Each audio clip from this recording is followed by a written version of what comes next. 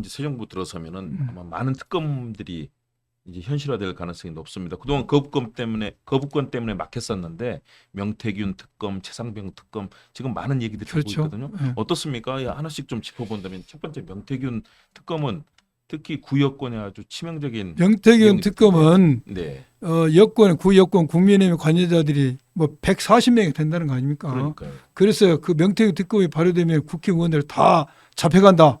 우리 잡아가려고 하면서 반대했던 거 아닙니까? 그렇죠. 그리고 최상병 특검도 보면은 윤석열 피고인이 어떤 임성근을 못하게 한 게 명백하고 그렇죠. 그 배경에는 또 여러 사람들이 등장하지 않습니까?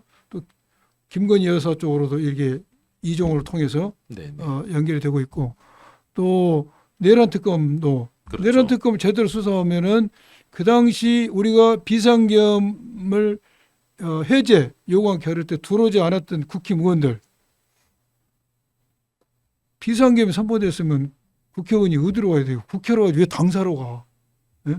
그걸 주도했던 사람들 뭐 여러 그렇죠. 사람들이 문제가 되죠. 또 현재 내란이 일어났지만 특이하게 11명 구속해서 사건이 수습됐지 않습니까? 그렇죠. 그렇게 되면은 현재 수사가 진행이 안 되고 있는데 이 관련자들, 국무위원들이라든지 관련자들에 대한 폭넓은 수사가 이루어져서 관여자들 모두 처벌받게 되죠. 그러니까 이 세 가지가 전부 다 정점 있는 윤석열, 김건희만 두려운 게 아니라 거기에 모든 이익을 같이 하고 있는 보수 진영이 다 겁이 나는 것이죠. 그러니까 이게 통과가 안 됐는데 우리가 정권 교체가 되면은 당연히 이 부분 통과돼야 되고 통과될 겁니다. 네. 또 거기에 대해서 이채 양명주라고 우리가 흔히 얘기하는 네. 뭐 양평 고속 휘어진 그게 다 고속도로. 들어있어요. 김건희 특검법에. 그렇죠. 예. 김건희 특검법 음. 어느 정도로 이 규모가 되리라고 보십니까? 내용들이 너무 많아서요. 저도 다 기억을 못 하겠어요. 하도 많이 해서. 뭐 그러니까. 주가 조작, 뭐 그렇죠. 양평 고속도로, 마약 수사 예약, 뭐 여러 가지가 있죠. 예. 그걸 다 그렇죠. 이제 담아낸 종합 특검법도 그저께 발의를 했지 않습니까? 그렇죠. 예. 그래서 특검법의 종류가 중요한 게 아니라 압도적 정권 교체가 중요하다. 압도적 정권 교체가 돼야지만이 정권이 정당성을 확보해서 강한 드라이브를 걸 수가 있다. 수사에 있어서 저는 그 생각이 들어요. 정권만 압도적 되면은 법의 이름이 중요한 것이 아니라 내실 있는 수사가 가능합니다. 네.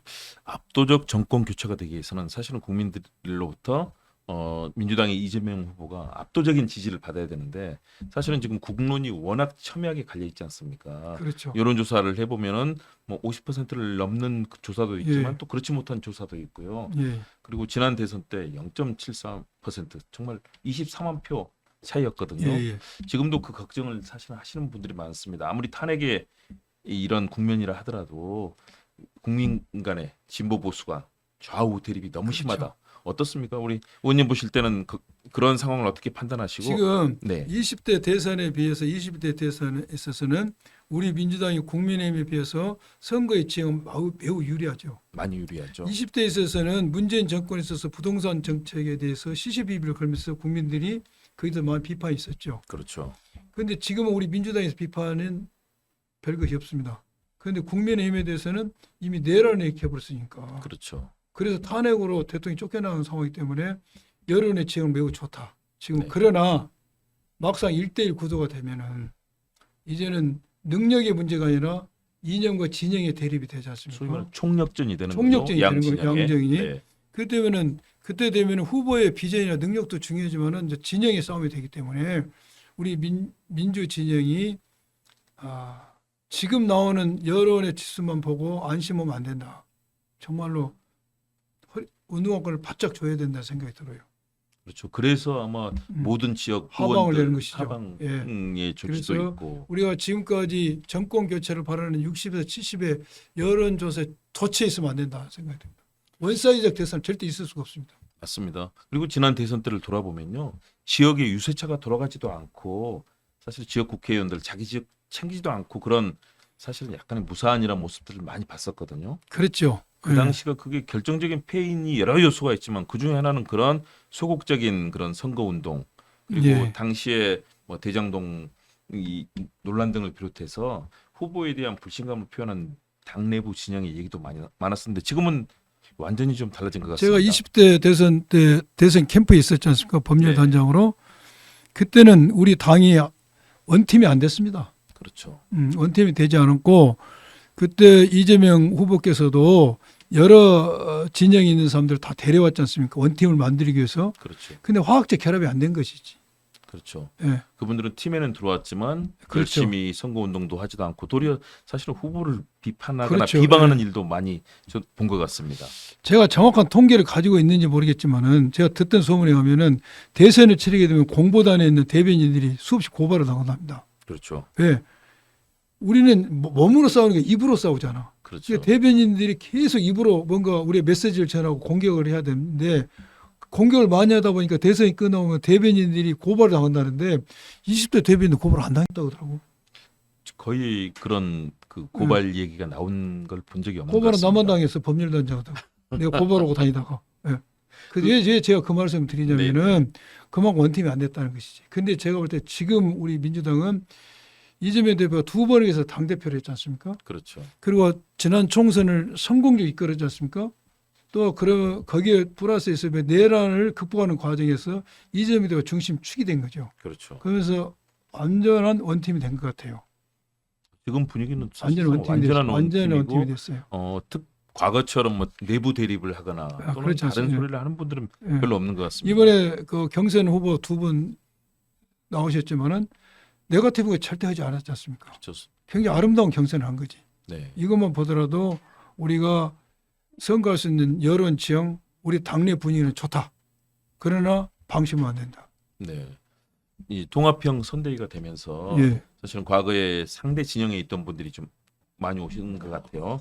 그래서 이석연 전 법제처장이라든가 예. 또는 권오을 그렇죠. 전 음. 안동의 국회의원 이분 같은 경우는 국회 사무총장도 하고 그 국민의힘 내부에서도 바른 소리 잘하기로 사실 좀 유명한 분이었었는데 전격적인 결단을 한 것 같아요. 예. 그런 분들에 대해서는 일부는 또 비판적인 의견들이 있습니다. 다 무분별한 뭐 통합 아니냐 이런 얘기도 하시는 분도 계신데 당에서는 상당히 일치된 목소리로 잘 됐다라는 얘기도 그렇죠. 많이 나오는 것 같아요. 의원님 보실 때는 아니, 어떠세요? 우리가 국민 통합을 외치는데 네, 내란에 동조하지 않는 세력이라면은 누구든지 받아들여야죠. 이게 말로만 국민 통합하면서 보수했으니까 받아들이지 않는다면은 그게 국민을 속이는 거 아닌가요? 네. 저는 당연히 그렇게 해야 된다고 봅니다. 직접 나서서 그런 영입도 하고 함께하실 그런 생각도 갖고 계시겠죠? 저는 그럴 배설이 낮아서 그럴 위치에 있지 않습니다. 무슨 말씀이세요? 저는 광주 시당을 해서 90% 투표율과 90% 득표를 목표로 지금 뛰고 있습니다. 네. 어쨌든 300명의 헌법기관, 예. 300명에게는 각자가 고유의 헌법기관이기 때문에 정말로 노력하면 많은 성과도 낼 수 그냥 있고. 국힘은 빼고 네, 그러니까 민주당 뭐 170명. 네, 네. 예. 그러면 민주당 의원 170명 이상이 열심히 그렇죠. 한 분 한 분이 자신이 당이다, 당 대표다라는 생각으로 뛰어야 되는 것 아니겠습니까? 그렇습니다. 제가 늘 이야기했던 것처럼 제가 광주 의원들한테 그 이야기했는데 방법은 간단하다. 여러분들이 총선에 자기 선거를 했던 것처럼 해라. 네, 더 할 건 없고 네. 본인이 당선되기 위해서 지역에서 뛴 것만큼은 뛰어라. 그래서 이번 이번 대선에서 예, 예. 우리 의원님 목표를 두셨다라고 하면은 어떻게 정하셨는지요? 투표율 90%, 투표율 90%. 득표율 90%. 득표율 90%. 왜 제가 그거 90을 정했냐? DJ 대통령, 노무현 대통령, 문재인 대통령이 당선돼도 호남에서 그 퍼센트가 나왔습니다. 그렇죠. 예. 우리는 압도적인 지지가 있었죠. 그거 나와야 된다. 네. 그리고 하나 더 여쭤보고 싶은 건 호남에 눈에 보이는 두드러진 미래 주자가 없다. 뭐 그런 얘기를 하신 분도 계세요. 좀 큰 인물을 만들어야 되는데 김대중 대통령 이후로 예. 그리고 이제 정동영 의원이 대선 후보를 하셨잖아요. 그 이후로 그렇게 큰 인물이 안 보인다. 이 걱정하시는 분들이 많은데요. 지역민들이 걱정을 많이 하죠. 예, 그러시죠. 사실 또 큰 인물의 기준이 뭔지 저는 모르겠으나 아무튼 다선 의원이 좀 적고 중앙당이나 국회 내에서 큰 역할을 하는 분이 좀 적지 않습니까? 네. 여기는 여러 가지 원인이 있겠는데 첫째는 우리 본인들의 노력이 필요하겠죠. 네. 의원들이 그렇죠. 본인들의 역량을 개발하고 뭔가 적극적 역할을 할 수 있는 자기 개발이 필요하고 두 번째는 지역에서도 뭔가 좀 정치를 키워내려는 자세 그냥 보기 싫다 해서 한 번 하고 잘라보고 그러지 말고 뭔가 네. 기회도 주고 이렇게 키워내려는 분위기 중요할 겁니다. 제가 방금 말씀하신 그렇게 굉장히 제가 가슴이 아파가지고 제가 작년에 광주 시당 위원장의 선거에 나오면서 제 공약 중에 하나가 정치학교였습니다. 네. 우리는 지금까지 한 번도 DJ 선생 이후로는 광주 호남에 특히 광주에서 대선 후보를 내보지 못했다. 참 민주당이 심장질을 하는데 한 번도 후보를 내보지 못했으니 이거 참 유감스럽다. 그래서 우리 때는 대선 후보를 못 내더라도 다음 세대에서는 정말로 민주당을 대표해서 걸쭉한 인물을 만들어내자. 그러려면 공부하자. 인재를 배출해서 제가 광주시당에서 정치학교를 만들었어요. 네. 그래서 앞으로 호남에서 이제 우리 세대에는 대선 후보가 안 나오더라도 다음 세대에서라도 호남을 대표할 수 있는 국지간 걸쭉한 큰 인물이 나올 수 있도록 우리가 많은 노력을 하고 있습니다. 의원님도 그 대상이 스스로 되셔야 되고요. 저는 뭐 제가 되면 되겠습니까? 아니, 제가 학교를 만들었는데 아니요. 교장 선생님 나가면 안 되죠. 오늘 말씀하신 내용 들어보면 굉장히 허심탄회하고 솔직하고 당당한 얘기를 많이 하시거든요. 그 지도자에게는 굉장히 중요한 품격인데요. 저는 그래서 좋은 인재를 많이 키우시고 청년 예, 예. 요즘 특히 이대남 현상. 예, 예. 그래서 젊은 청년들이 군대 갔다 와서 국가를 위해서 2년 3년 봉사했는데 돌아오면은 취업도 안 되고 가정을 꾸릴 수도 없고 굉장히 좌절하는 청년들이 많습니다. 이 이대남 현상이고 이 부분에 대해서 당에서 별로 정책을 많이 내놓지 않았다 이런 얘기들 하는데 의원님 그 부분 관심을 이대남 하셔야 굉장히 될것 같아요. 가슴 아픈 일이에요. 네. 보십시오. 이대남이면은 가장 피가 뜨거워야 되고 가장 정의를 추구해야 됩니다. 네. 그런데 이번에 윤석열 대통령 관저에서 첩보 제지한 사람이 누구였습니까? 이대남들이었어요. 네. 그다음에 서부지법 가서 폭동이 이대남이었습니다. 맞습니다. 그다음에 윤석열 사저로 돌아왔을 때 끌어안고 온 사람들이 누구였습니까? 이대남이었습니다. 광주에서도 지난번에 윤석열 대통령을 이대남들이 많이 찍었습니다. 이 문제를 어떻게 해결하냐가 굉장히 중요하죠. 그래서 여기에 대해서는 말로만 할 게 아니라 현실적인 대안이 나와야 되고 저도 이번에 대선의 전략 중에 하나가 이대남들을 어떻게 포섭할 것이냐를 제가 주요 과제로 삼고 그걸 좀 공략을 계획을 하고 있어요. 네, 말씀만 들어도 든든합니다.